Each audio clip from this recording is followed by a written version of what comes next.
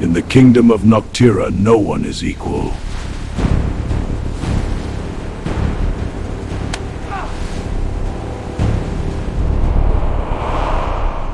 They are measured, judged, and ranked by one thing alone. The number of souls they have taken, which adds a deadly mark upon their body.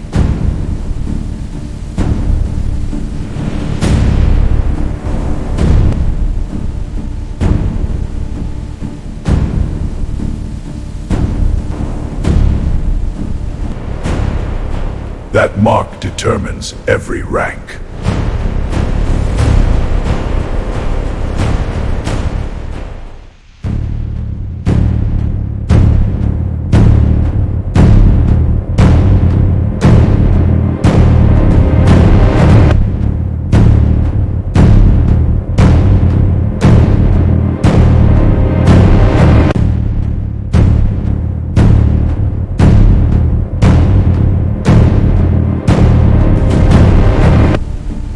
Every life ended earned another sword mark upon their flesh.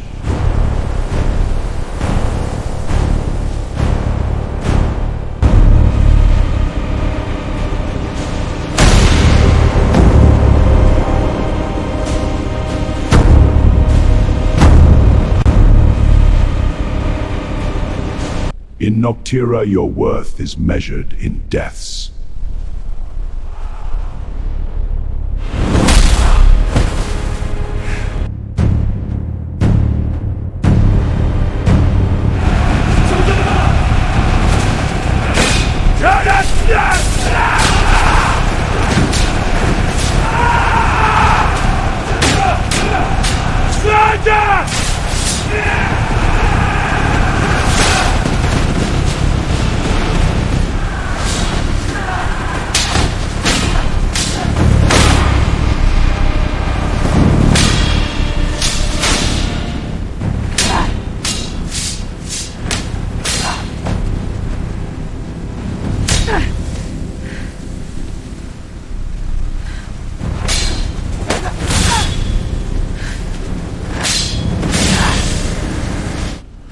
Those without kills are nothing.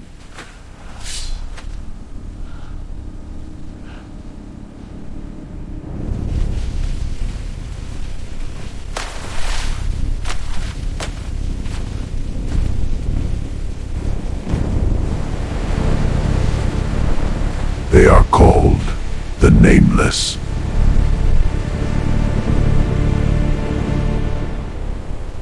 The more you kill, the more you rise.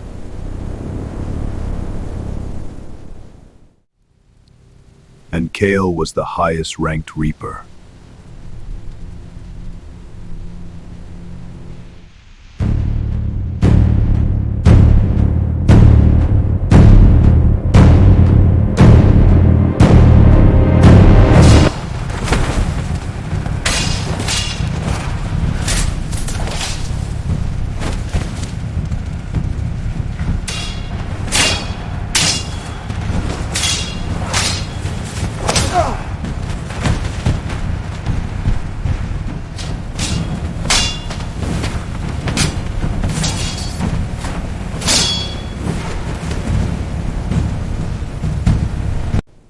The marks etched across his skin stretches across his arms, chest, even his neck.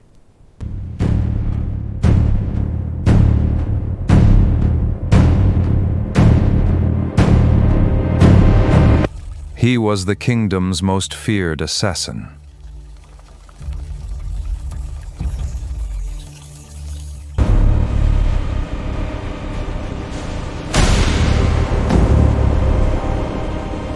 Children were warned if they misbehaved, Kael would come for them.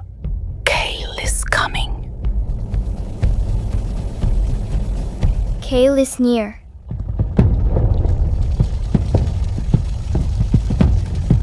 Faster! The soldiers are coming! Hanson! Untie and surface. We're almost there! Don't stop! One night, after a long mission, Kael walks through the lower districts, a place where the Nameless survive in quiet suffering. The air is heavy with smoke and hunger. People avoid his gaze, shrinking into shadows as he passes. To them, he is death walking. Then he sees her, alone beside a broken wall. Something about her feels off. Too calm, too fearless. And when she looks at him, she does it without fear. No trembling, no attempt to run. That alone is enough to confuse him. He stops. For a moment, neither of them speaks.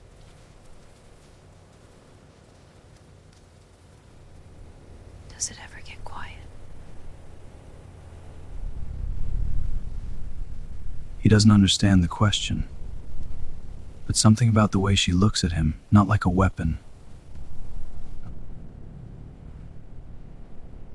Not like a monster.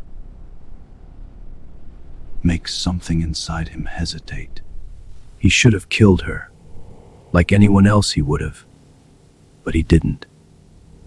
Days passed, then weeks, And for reasons he cannot explain, he finds himself returning to that same place.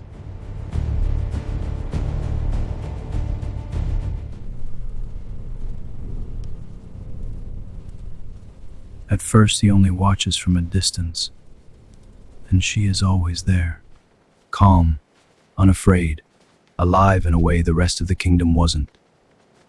Eventually she notices him again. You came back. My name is Lira.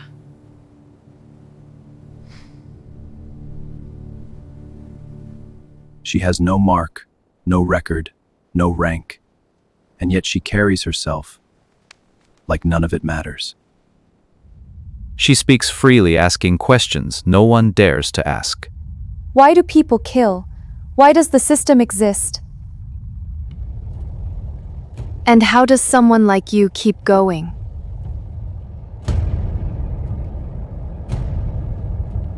Kael doesn't have answers.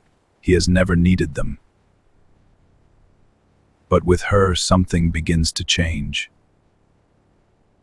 He starts to sit beside her, at first in silence, then in conversation.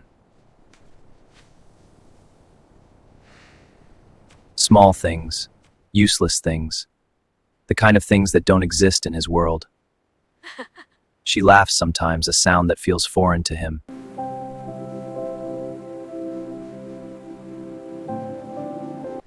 What if people didn't have to be afraid all the time? No ranks, no measuring people, no violence. You're not what they say you are. He almost laughs at that. Almost. But he doesn't correct her. For the first time, he begins to feel something fragile, something he doesn't want to lose.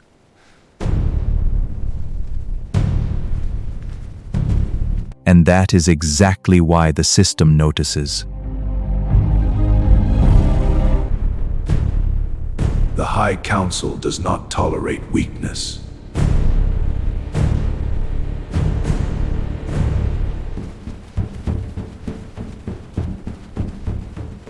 His actions begin to change. Fewer kills, longer missions, hesitation. That is enough. He is summoned. They do not shout. They do not threaten. They simply give him an order. Eliminate the girl. No explanation, no room for refusal. Kael understands what that means. He already knows what to do. But when he finds Lira again standing where she always stands, he cannot raise his blade. She looks at him, and this time she already knows.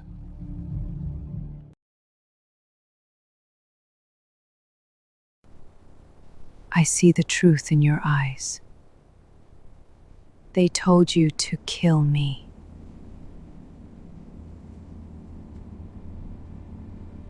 Kael says nothing. For a long moment, they stand there in silence, the weight of everything between them.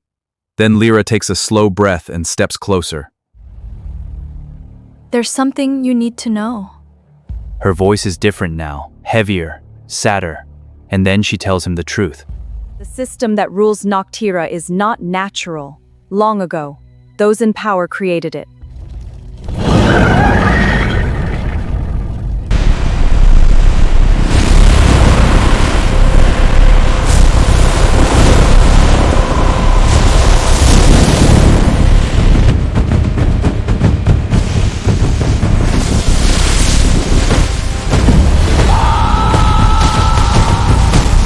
Not to protect the kingdom, not to bring order,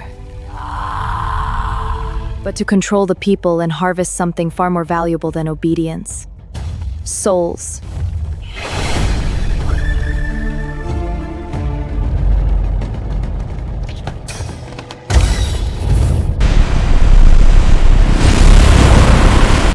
Lira is not just a girl. She is the origin key. The one who binds every soul, every mark, everything together.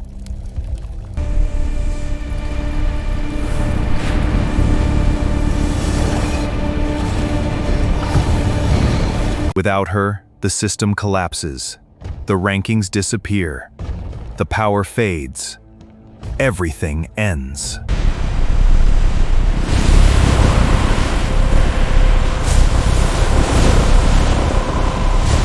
Kael refuses to accept it.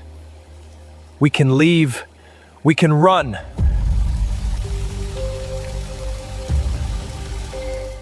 But Lira shakes her head. There's nowhere this system doesn't reach. Then she says the thing that breaks him. If I die, it all stops. The killings, the rankings, the suffering. But also everything tied to it. Memories, identities. The world, as it is. There has to be another way. There isn't. For the first time, Lira looks afraid. Everyone will forget. Even you. Kael steps closer, his control finally cracking. I won't. But even as he says it, he knows he cannot promise that. You gave me something no one ever did. You made me feel like I mattered. And now I get to choose. No. She guides his hand. But his voice has no strength left, not because he is weak.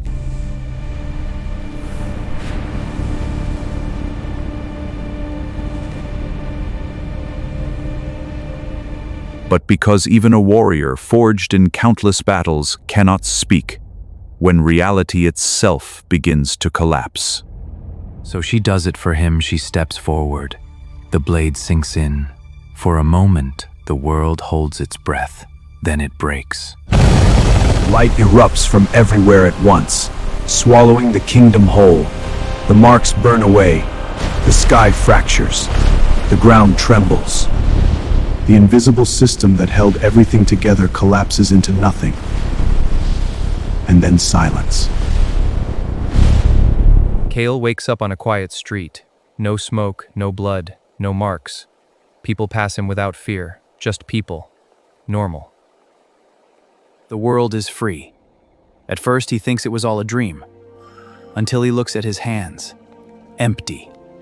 And yet he remembers everything. And then he sees her, Lira, alive.